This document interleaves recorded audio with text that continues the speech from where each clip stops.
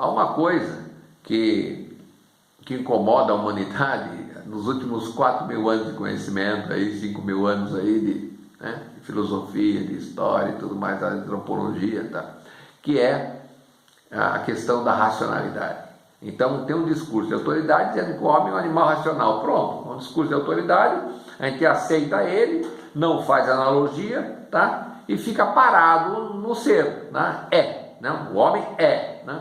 O ser é só na linguagem, o ser não existe na realidade. A realidade é o devir, o não pode ser usado apenas como linguagem para tentar representar a realidade. Então nós vamos usar a linguagem para fazer, todas as linguagens possíveis para fazer essa relação, tá? Entre a ideia e a realidade, tá? Então nós vamos usar, o homem é um animal racional, tá? Ele não é um animal racional. Se nós temos que falar algum era melhor falar que o homem é um animal emotivo. O homem é um animal com emoções, tá? Por quê? Porque os seus sentidos, tá, gravaram nele essas memórias, essas coisas que foram traduzidas no nosso cérebro como emoção, alguma coisa que nos afetou. A afetação nos trouxe, né, a possibilidade de ligarmos sempre um acontecimento, uma experiência a uma sensação. E isso é uma emoção, tá? Então, o homem, uma das primeiras frequências estabelecidas nessa relação de passando para o biológico, para o ideal, para o idealista, ou para a teoria, ou para o pensamento, para o abstrato, seria a emoção, tá? Então, o homem basicamente é um ser emotivo, ele tem emoções, tá? E essas emoções, tá? Eu vou usar aqui uma frase do meu irmão, do Nairan, que ele falou essa frase para mim há uns 10 anos atrás aí, e mudou muito o meu conceito de ver depois dessa frase, né? Que as emoções, a razão, são emoções apuradas, ou seja, a razão é uma emoção apurada, tá? Então eu queria fazer pegar esse gancho aí para pegar e vamos discutir essa questão da emoção apurada, tá? Primeiro, não vou ficar tanto na emoção, vamos pegar mais a palavra apurada, tá? Isso é uma palavra que tem uma importância enorme, tá? Por quê? Porque ela tem vários significados. Dentro desse mundo de linguagem, você entende apurar, tá? Como você tornar alguma coisa pura. Aquilo que era impuro, você vai tornar puro, você vai apurar. Apurar também, você coloca como velocidade, você vai apurar, você vai dar velocidade, dinamismo a alguma coisa. Apurar, você também, quando você vai contabilizar, contar alguma coisa, você vai apurar. Tá? Apurar também é quando você começa a concentrar alguma coisa e tirar dele a essência, você começa a apurar. Veja que apurar tem uma série de significados, tá? Mas todos eles numa questão de movimento, buscando a essência, que era o mesmo trabalho dos filósofos pré-socráticos, buscando a causa, buscando apurar, buscar o puro, tá? E isso vem através de um discurso de autoridade, vem acompanhando a humanidade durante os últimos 4, 5 mil anos, tá? Voltar para casa, apurar, tornar-se puro, tá? Isso tem até a ver com a questão de Adão e Eva, do pecado original, de todo o trabalho de Agostinho, né? Gênesis, né? Ou seja, nós pecamos, né? A mitologia diz que nós pecamos, e agora nós temos que nos apurar, nos tornar puros, tá?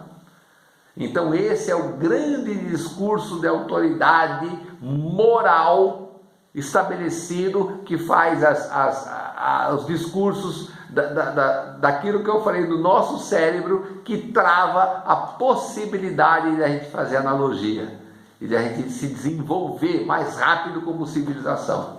Por quê? Porque a ideia de puro é uma ideia moral, é uma ideia dizendo que existe alguma coisa pura. Não existe nada puro. O universo, ele, nesse processo dele, tá? Nesse processo entrópico, complexo, evolutivo do universo, tá? Justamente é a impureza. O que é o puro? É a não mistura. O que é o impuro? É o misturado. Tá? Aquilo que é puro, aquilo que é genuíno, essencial, é uma coisa só. É o hidrogênio. Tá? A água ela é impura. Por quê? Porque a água é o hidrogênio misturado com oxigênio. Pronto. O hidrogênio puro com oxigênio puro, você misturou. Agora você tem uma coisa impura.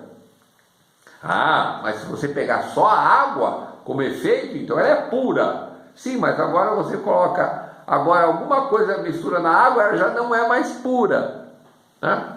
Então uma água gasosa não é pura, é uma água impura, né? Uma água mineral, se ela tem sais minerais, então ela é impura, não é uma água pura, tá? Ou seja, não existe nada puro. A pureza é um discurso de autoridade. Por quê? Porque essas ideias que nós começamos a fazer analogia, a gente faz também ideias que invocam, tá? uma origem, tá? Que é a ideia da causa, que é a ideia da pureza, que é a ideia da moral. É trazer de volta, é de volta ao lar, de volta para trás, indo para o passado. Tá? O que é o conservadorismo político? Tá? Conservador, eu não quero ir para o futuro, eu não quero. Tá? E aí tem um problema sério. Por quê? Porque as forças, por exemplo, políticas progressistas do mundo, tá? Que estão olhando para o dever, estão tentando ir para frente, elas também defendem a moral, às vezes, ou elas defendem a ideia de Deus, ou defendem a ideia da natureza. Né? O movimento ecológico é visto como proteção da natureza, é um movimento de futuro, de efeito. Nós temos que proteger, nós estamos destruindo, acabando com a natureza, e daqui a pouco a gente morre nisso aqui. Tá? Nós temos que proteger. Tá? Mas isso não pode ter uma relação moral. A natureza, ela não tem dignidade em si. A dignidade é humana. Nós temos aqui que entregar a dignidade para a natureza. Tá? Porque ela não tem intenção, ela não tem juízo, ela não tem sabedoria. A natureza não agradece. A natureza não agradece. Tá? Quem vai agradecer são os nossos filhos, nossos netos, as próximas gerações. Eles vão agradecer. Tá? Não a natureza. A natureza nós temos que nos emancipar pela ideia e não pela matéria. Tá? Ou não pelo físico, pelo biológico. Tá? Mas voltando então, tá? Agora vocês entenderam, tá? Que essa dualidade ela surge, tá? Do enfrentamento dessa relação quase incognoscível, tá? Quase é muito difícil de uma pessoa toda ela presa na moral, toda ela presa nos discursos de autoridade, toda ela presa na família, na natureza, e entender, tá? Esse processo pelo qual a emoção e a racionalidade vão se estabelecer como contrários. Não é, tá? A racionalidade é a volta ao passado. A racionalidade é a moral. A racionalidade, ela vai sempre, vai no caminho da desumanidade, ela vai no caminho do ser, tá? E não no caminho do devir. Tá? O ser, é claro, é a linguagem, ele tem que ser utilizado, tudo tem que ser na linguagem do ser, mas ele tem que acompanhar a realidade do devir. Ou seja, nós temos que ser para frente, nós temos que ser para o futuro, nós temos que vir a ser, como o devir é traduzido, por exemplo, em português, vir a ser. Tá? Sempre, então, acontece o quê? Tá? Se nós vemos que a emoção é alguma coisa que o homem que faz toda essa relação da ideia com a realidade, então ela é o principal, não a razão. Por quê? Porque a razão ela foi apurada. Buscou-se a emoção tornar-se pura. Nós estamos apurando as emoções. Nós estamos fazendo as emoções puras. E o puro está no passado. O puro não existe. O puro é uma ideia de passado. O puro está na moral. O puro está em Deus. Nós somos emotivos, nós somos impuros, nós temos que nos misturar. Então, quando você pensa numa Alemanha nazista, eles estão procurando a raça pura. Quando você pensa numa ética kantiana, né? Ele está buscando a razão pura. Quando você, a pureza, eu estou buscando a pureza, quando você vê uma criança, por que uma criança ela é pura, ou mais pura do que um adulto? Porque ela ainda não tem a ideia. Então, essa pureza, nós não podemos voltar a ser criança. A criança, ela vai para frente. Então, a pureza, ou seja, aquilo que é, entre aspas, eu não queria usar essa palavra, mas aquilo que é desprovido de conhecimento, aquilo que é puro, aquilo não tem complexidade, aquilo não tem conhecimento, aquilo não tem linguagem, né? Mas nós olhamos o puro e o puro é bonito, a flor, a natureza, a cachoeira, o filhote, o nenê, né?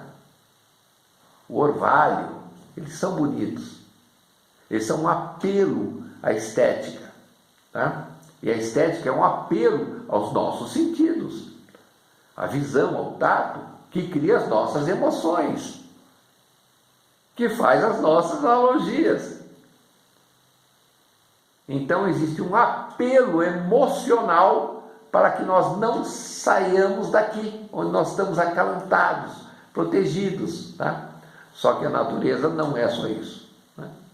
A natureza é o vírus, a natureza é o verme, a natureza é a fera, a natureza é a tempestade, a natureza é o furacão, a natureza é o câncer, a natureza é a morte, tá? É a morte, é a dor.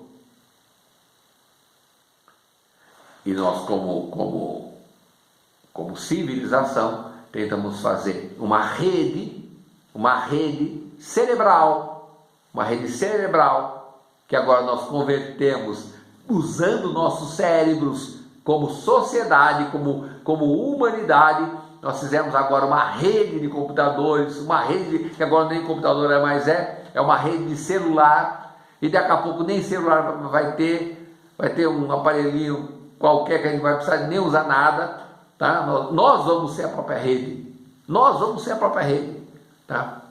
E nós vamos fazer disso um mundo, e talvez mais mundos, que aí, né, depois nós vamos para outros mundos, tá? Nós vamos fazer um mundo que não tenha países, que não tenha dinheiro, que não tenha exploração, que não precise furar para pegar petróleo, que não precise comer carne. Nós vamos sintetizar as coisas, nós vamos fazer, tudo isso aí vai acontecer no futuro. Só que esse futuro virá mais rápido se nós entendermos todo esse processo que eu acabei de explicar. Tá? Então, a palavra puro, apurar, tá? É uma constatação que nós estamos vendo que teria que ser revista. Então, se nós quisermos estabelecer uma ideia de racionalidade, tá? Nós teremos que saber então que o homem é um animal, a humanidade é emotiva, e nós não precisamos apurar, ou seja, nós não temos que tornar a emoção pura. Nós temos que dar complexidade e dignidade nas relações impuras. O homem é impuro. Então o branco vai se misturar com o negro, que vai se misturar com o japonês, que vai se misturar com o muçulmano, que vai se misturar com o cristão, com o ateu, com o gay, com o... Por quê? Porque nada é. Tudo essa terminologia que estamos usando, muçulmano, ateu, homo, hétero, tudo é um termo da linguagem que não existe na realidade. Então, se não existe na realidade, tá? Não existe o branco e o preto.